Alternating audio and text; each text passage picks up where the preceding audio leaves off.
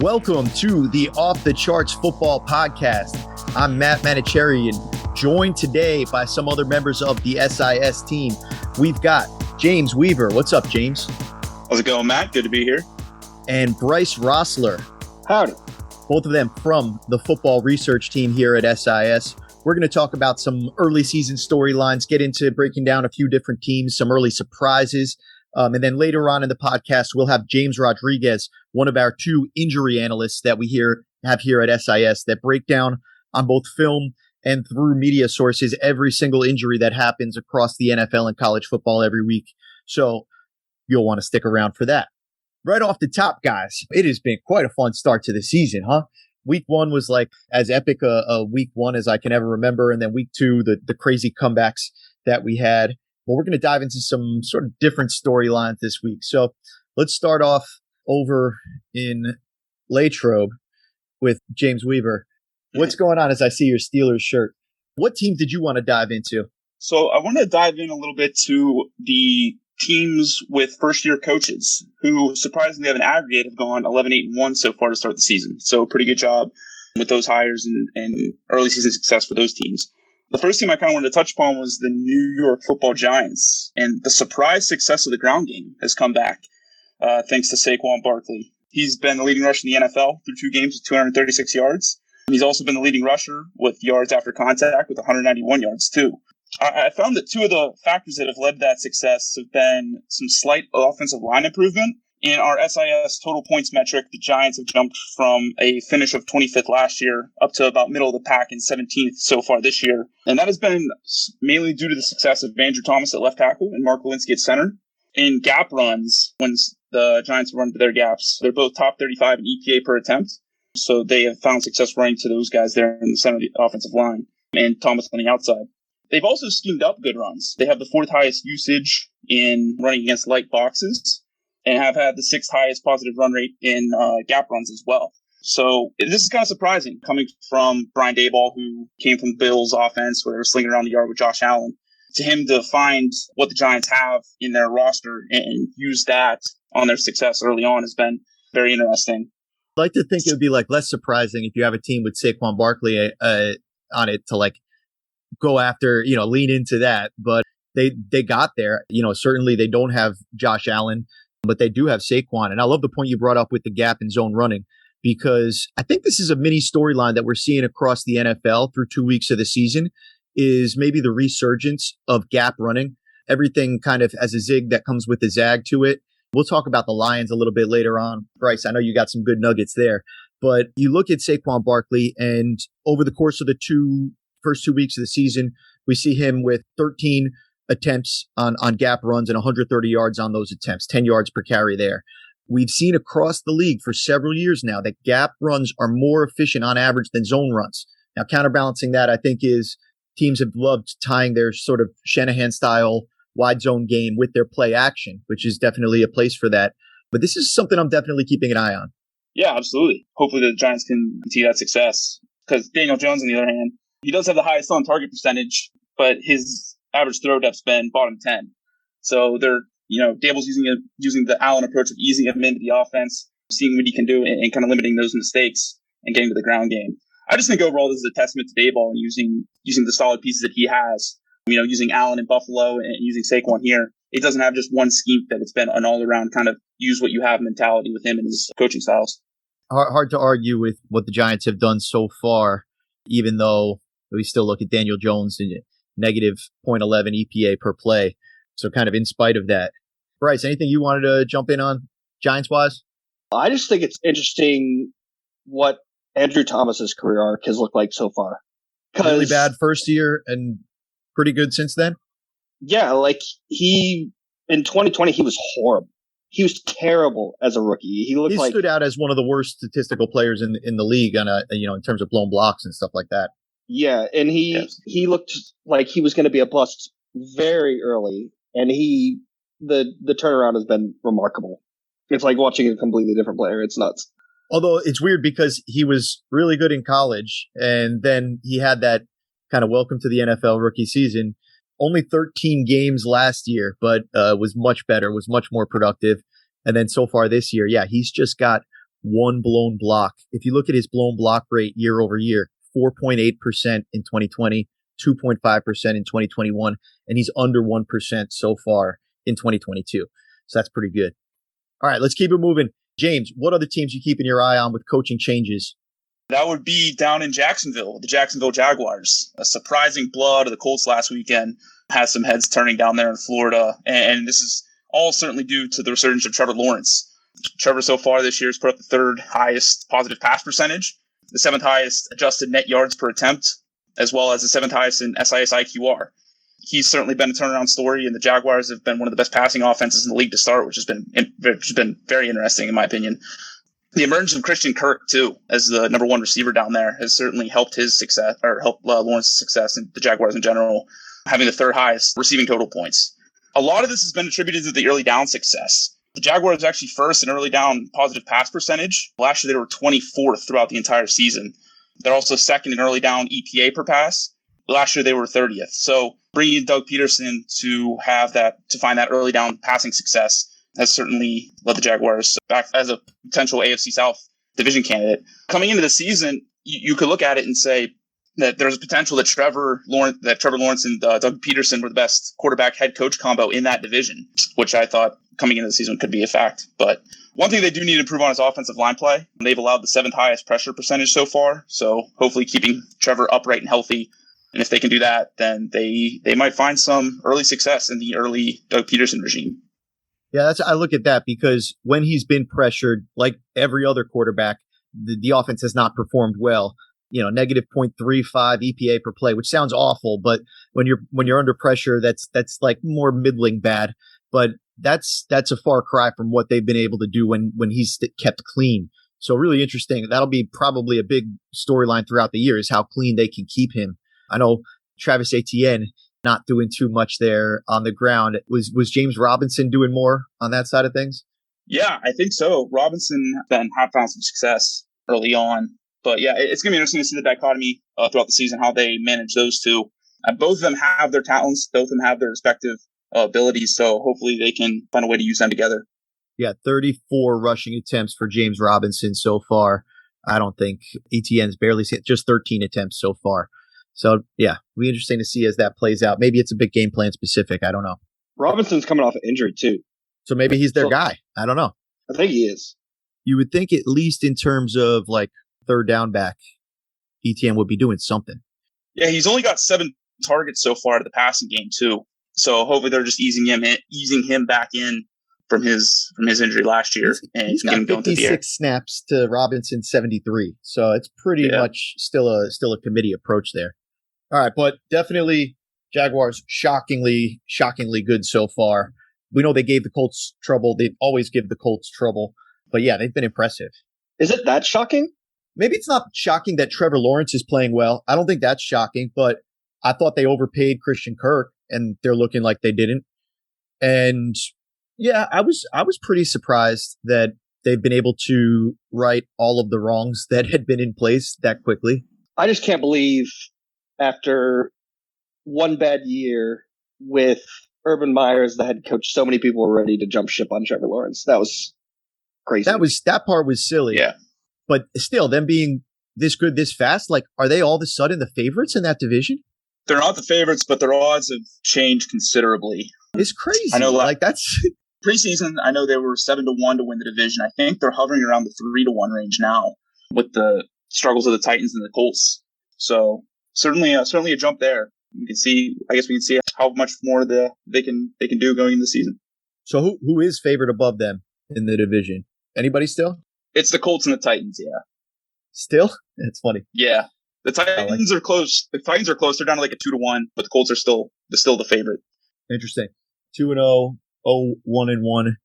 There's a long season to be played ahead of us. I don't disagree with that.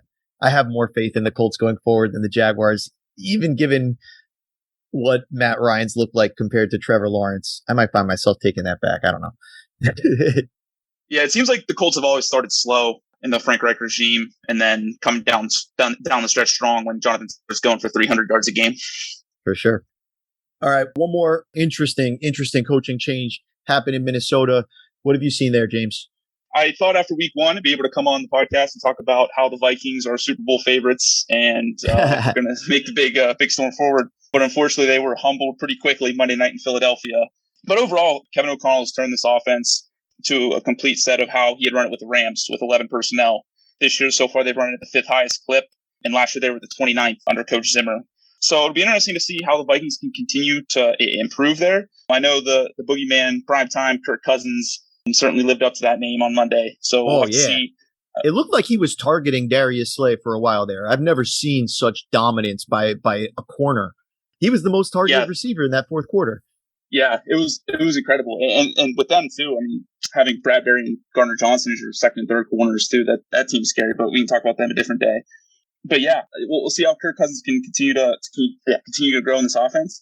Something that's been a little alarming so far is he had he's second to last in average throw depth, which is pretty interesting with having Justin Jefferson there. So looking to see if Adam Thielen or KJ Osborne can have more of a downfield presence in the coming weeks.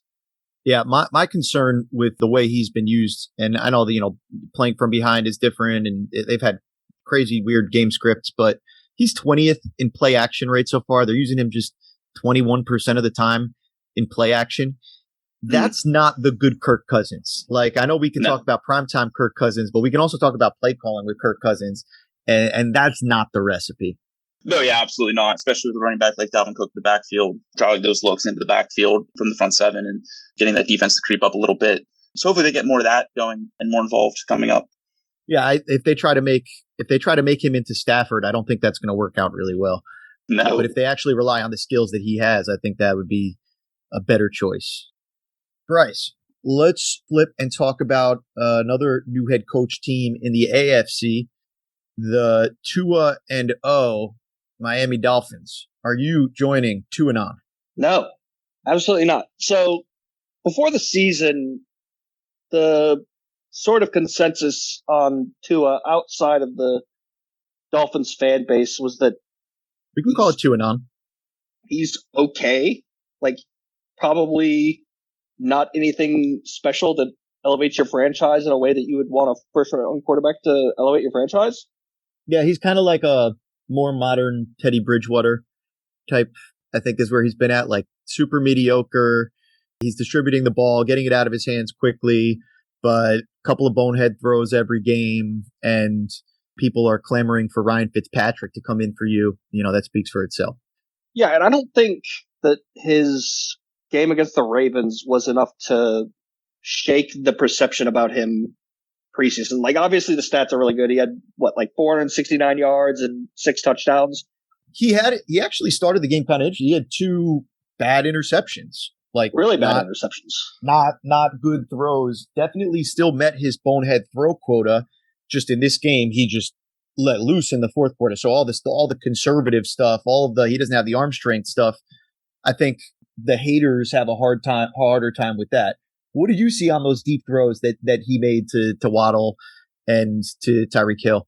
I mean, he had a couple of underthrown balls. I don't think he did anything to assuage the arm talent concerns. He did make a couple good throws this game, but the deep touchdown pass to Hill was underthrown.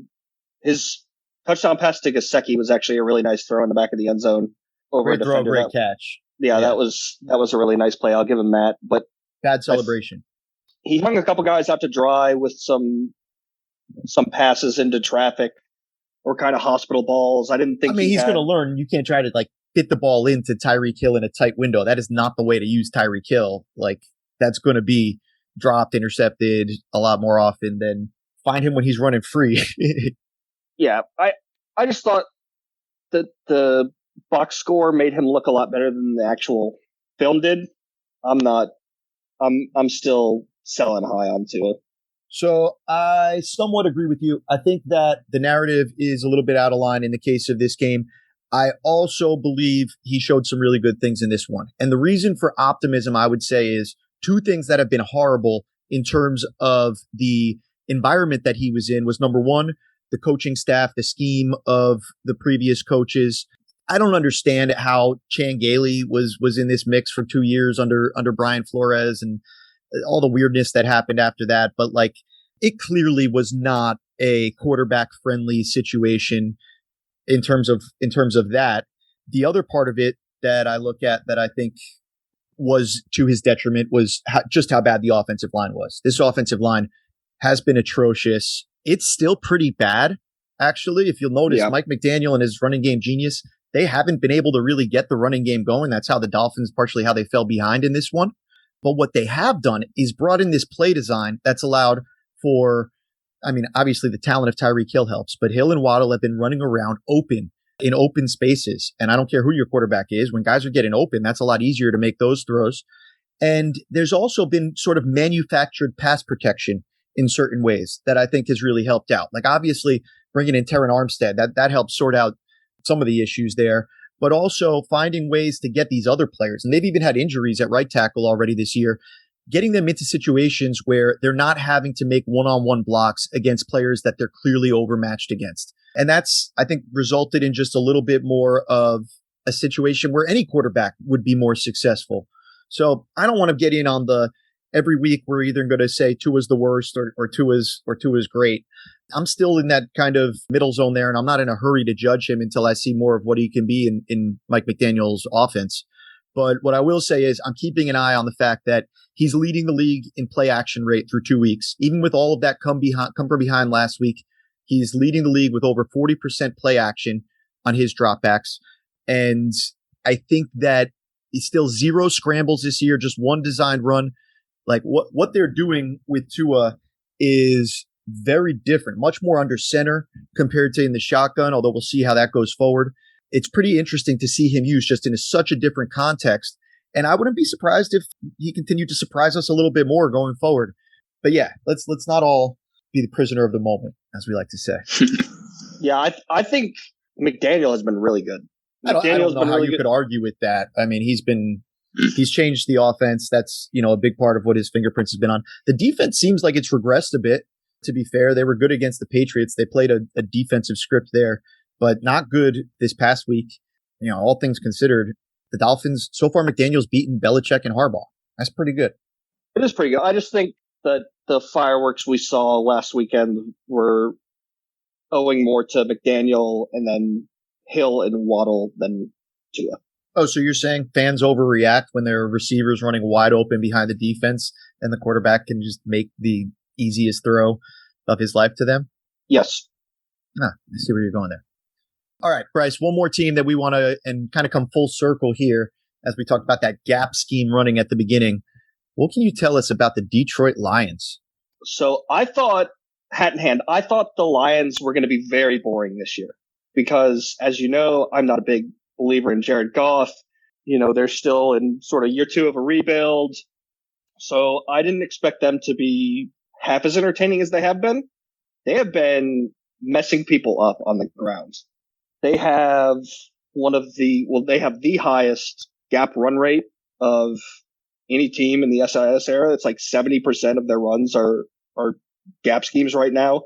Just so that people know that the league's probably 2/3 zone, right? Yeah, I mean it's been a very zone heavy league for the past. Even though on years average, now. We've been saying for years, gap scheme runs have a higher yards per attempt, higher EPA, all this kind of stuff. That's still been the way of the league.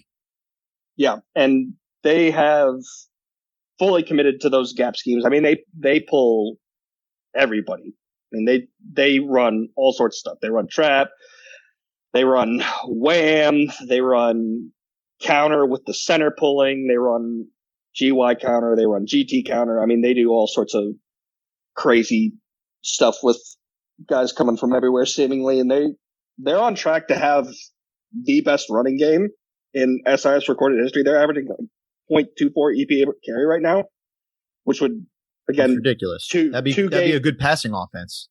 Yeah, it'd be a top 10 passing offense over that same time frame. Now, we are 2 games in.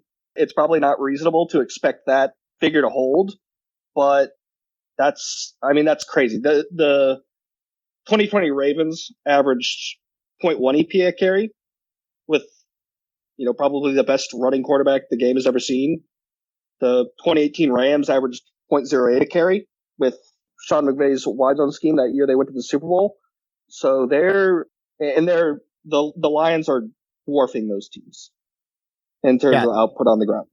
So, I mean, in terms of yardage, Swift leads the NFL in gap scheme yards. He's got 14 carries for $136. That's an average of 9.7 with a touchdown. And Jamal Williams, for his part, he has even more attempts, 17, just 70 yards for a 4.1 yards per attempt, but 2 touchdowns added there. So they've been super productive on those runs. The only team that even, I think, comes close in that respect is Cleveland, who also have 2 backs that have been doing damage in those situations. But yeah, DeAndre Swift has been fun so far this year. Like, the hype has been bubbling up for a while, but he's really been turning it up. Yeah, and the offensive line, they had some injuries last game, but the offensive line is probably one of the better offensive lines in the league.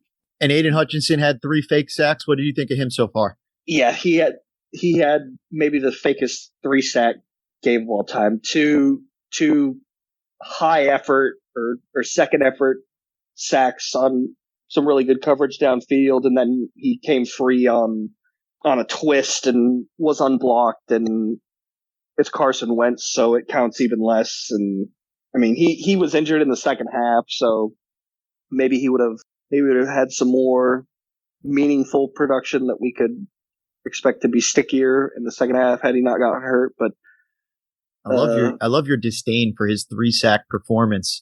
It's very exciting, man. You called them high effort. You called them high effort sacks with just so much. It's so derogatory the way you said that. Well, it is, right? You want high skill sacks. Yeah, you want him to be beating tackles cleanly and quickly for pressures and sacks, and you don't want all your sack production from your second overall defensive end to just be clean up second effort plays. Right. Yep. Can't argue there. Also can't argue with how the Lions have looked so far. It sounds like you have some questions about its sustainability, but you're excited to watch them bludgeon people offensively. Yeah. Fair enough. All right. Anything else before we wrap up this segment and bring on James Rodriguez? Nothing from my end. Just looking forward to another week 3 here. All right. I'm really excited about this Thursday night game. It's going to be a real slugfest.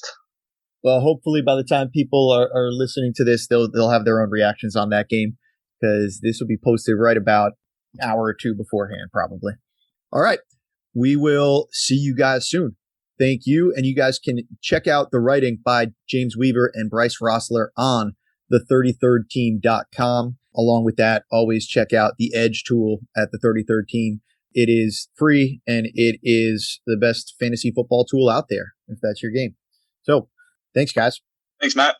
Up next on the Off the Charts Football Podcast, we've got James Rodriguez, one of our 2 very expert injury analysts that we have that are reviewing all of the injuries that occur around the NFL and college football, not to mention the NBA and baseball as well. James, welcome to the show. How you doing? And I'm good, Matt. I'm good. Excited to be here. Excited to talk injuries, Yeah.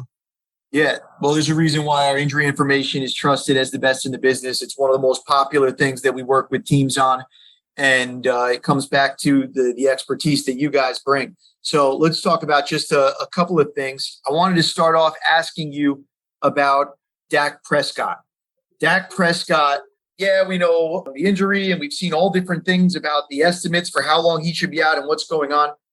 What do you make of all of this? Yeah, so it was interesting.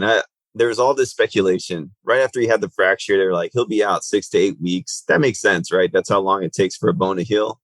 And then he goes into surgery, and right afterwards, Jerry Jones is saying, you know what, 3 to 4 weeks, we're not going to put him on IR. We'll just keep him activated just so we can get him some practice reps, and maybe he can return before then. And, how does a timeline shift from 6 to 8 weeks to 3 to 4 weeks? Seems like a big discrepancy between the two. And when you actually look at the type of fracture he suffered, it makes some sense. It gives their optimism some credence. It may make the safety if he returns too soon in question, in my opinion at least.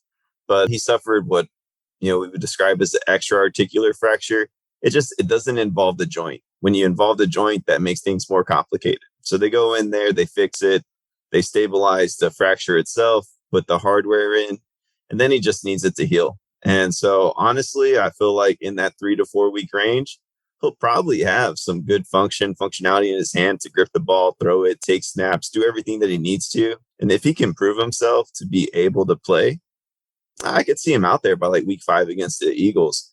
Would I want him out there? Probably not, because something that I always tell people is you can't accelerate the time it takes for a tissue to heal, So although he may have full function in his hand and be able to do the things he needs to, that area itself is going to be at risk for a re-injury, because it's just not going to be as structurally as strong as it would be if it went through the full duration of recovery. Yeah, so it sounds like there could be some functional, like he might not be will he be able to play at 100% basically, or will he be something less than that? I think he will be able to play at 100%. I think what'll be risky is the fact that if he takes another hit like he did, where he like hits a helmet, hits a hand, hits a shoulder pad, or braces himself when he falls, if he takes an impact to that area of the same force, he might not be as so lucky that it only involves that fracture, right? Maybe it crosses the joint if he re-aggravates it. So that would be my concern. I think he'll have function. Hopefully the Cowboys are smart about when they return, but the 3 to 4 week estimate that they put out there, it's realistic, optimistic, but also I think they would err on the side of caution and maybe give him a few more weeks after that. At least that's what I would do, but I'm sure the medical staff is going to be on top of it since he's their franchise guy and all. Yeah, that's interesting. It sounds like because it's not a fracture to the joint area, and you're saying it's a little bit less complicated. It sounds like I was expecting you to say that Jerry Jones is crazy, but you actually said, no, you kind of understand how that could be the case here, but you still wouldn't recommend it just because of the chance of re-injury and stuff. When you were talking about putting the hardware in there, it was reminding me, I forget where I saw this, but have you heard about dudes that are like breaking their femurs and extending them with rods that they're putting in there? They're like intentionally breaking their legs and then extending them. Have you heard about this? Yeah, they'll do that. Yeah, for sure. Yeah, that'll happen. So you'll weird. You'll see that with cancer patients too. Like cancer patients where their bone's involved. Sometimes they'll go in there and break the bone and put a rod in to secure it because it'll be more, you'd rather stabilize it before it becomes a bigger issue down the line. Yeah. Yeah. Wow. So that happens sometimes. And I've worked with some people that have done that. So that sounds like it makes more sense than just somebody who wants to be 6 inches taller. Yeah, I wouldn't do it that way. But hey, if somebody did have like a leg length discrepancy or something like that, if they get like it's not unreasonable or something, they'll be like, I'll give you an extra 3/4 of an inch, make it even. Yeah, I always wanted to be a professional basketball player, but I don't think that's my path. I don't think that's the way to go about it, Matt. All right. Well, let's talk about another player with an interesting injury situation. What can you tell us about J.K. Dobbins? Yeah, Dobbins, he's been out a long time. If my math is right, as of today, that's 390 days since his injury. That's a lot. We're approaching 14 months now since he's been out. And there's been all this talk about when's he going to come back. And, I hear the public talk about him in comparison to other athletes. And honestly, I think it's unjust to compare J.K. Dobbins to other athletes returning from an ACL injury just because of the nature of his. So you've heard of the unhappy triad, Matt, because I've heard you reference it before. So that's going to be the ACL, the MCL, and the medial meniscus. So we're talking about the inside part of the knee. Dobbins didn't have that. That's the real bad kind of ACL injury. Yeah, that's the real bad kind, right? Well, Dobbins had a bad kind, but his is different than that because instead of the inside of the knee, his affected the outside of the knee. And that's what he talked about recently. He had an interview and he mentioned how difficult his rehab has been. And because his, instead of involving the MCL, his involved the LCL, the lateral collateral ligament, the meniscus, and the hamstring. And so when you involve the lateral aspect of the knee, it's actually called the posterior lateral corner.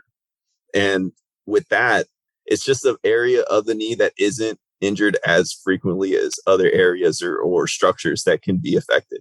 And so that complicates matters because there's not as much data. We love our data, right? Data gives you confidence in the rehab, in the treatment, or in anything. And there's not as much to go with the lateral aspect of the knee. And so it was once, because of that, like infrequency of involvement, it used to be called the dark side of the knee. Not because it was grim, just because there just wasn't as much knowledge about it, right? And so anyways, that's been something he has to work through. And so not only are those different types of tissues, right? We're talking ligament, we're talking cartilage, we're talking muscle. They all have their own healing rates, and they also have their own functions that they need to be able to do. And so the interesting thing about, this posterior lateral corner is its primary function. I don't want to get too into the weeds, but it resists like a varus force. So think of somebody going bow-legged, right? That's what it's supposed to stop somebody from doing. So guess what? In a cruciate deficient leg or knee, so somebody that has an ACL tear, one of the important secondary stabilizers is this posterior lateral corner. Well, guess what? Dobbins not only has an ACL tear, but now his important secondary stabilizer is affected too.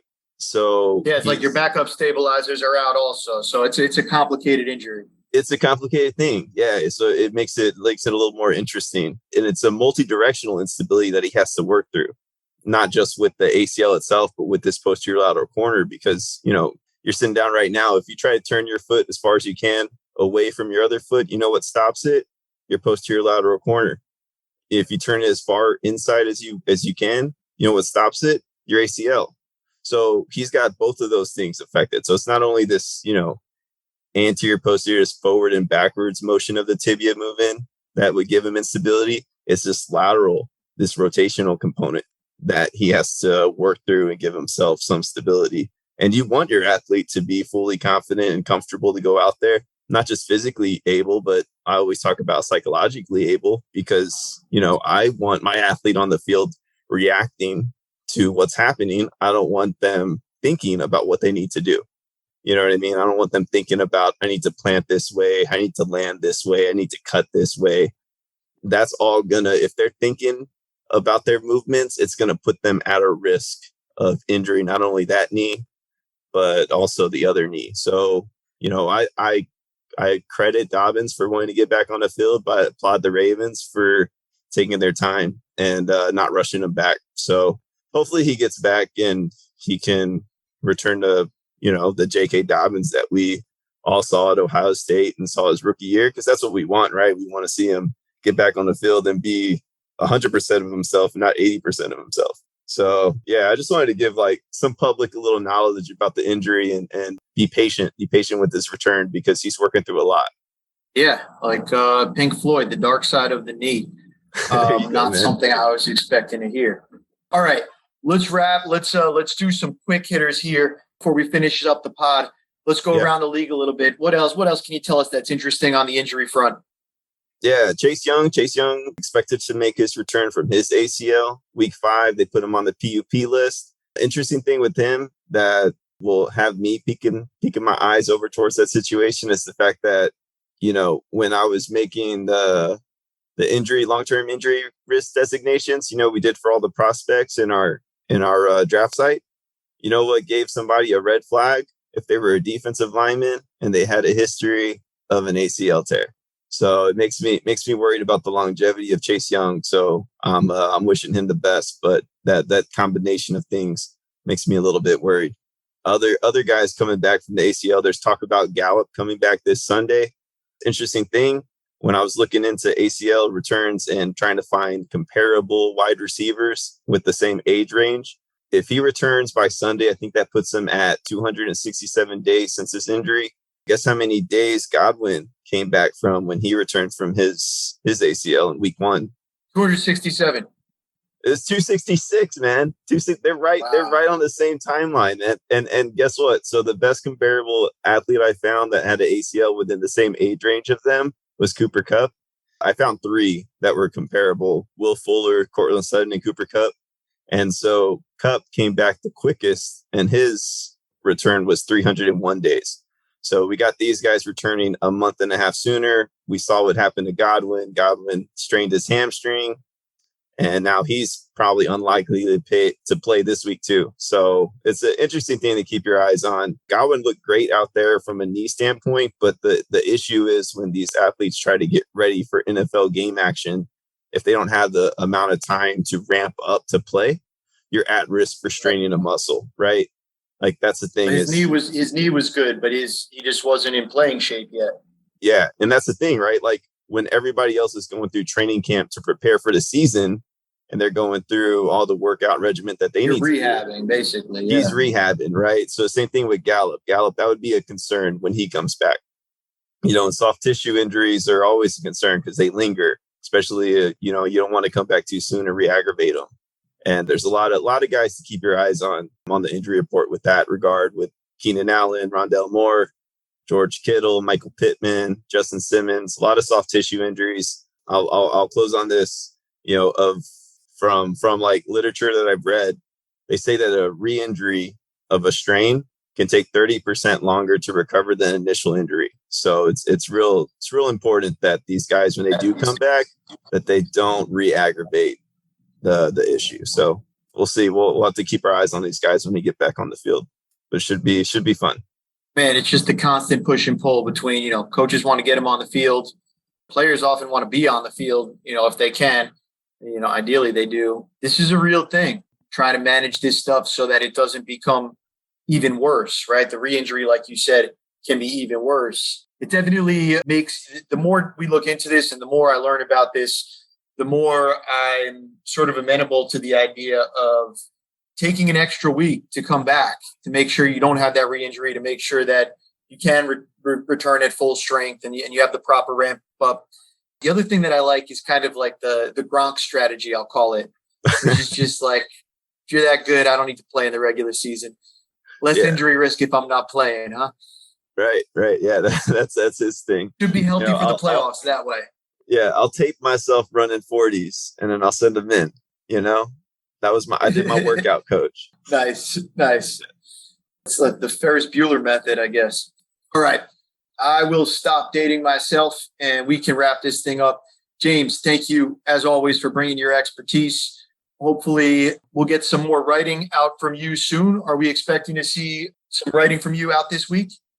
Yeah. So I contribute a piece to 33rd Team each weekend. So the topic I'm going to write about is all the rib injuries that are happening right now. Justin Herbert, Jerry Jeudy, Kamara. Those are some of the high-profile guys that are dealing with rib things. And so I'll touch base on that and shed some light for anybody that's interested. Check that out on the 33rdteam.com. SIS has 4 weekly articles that we're doing there, and one of those is James's injury insights. You'll want that whether you're using it for your fantasy team or you're just trying to understand the league on a deeper level and how these injuries that play such a big part can be better managed and better understood. Thanks again, James. And on that note, we will sign off.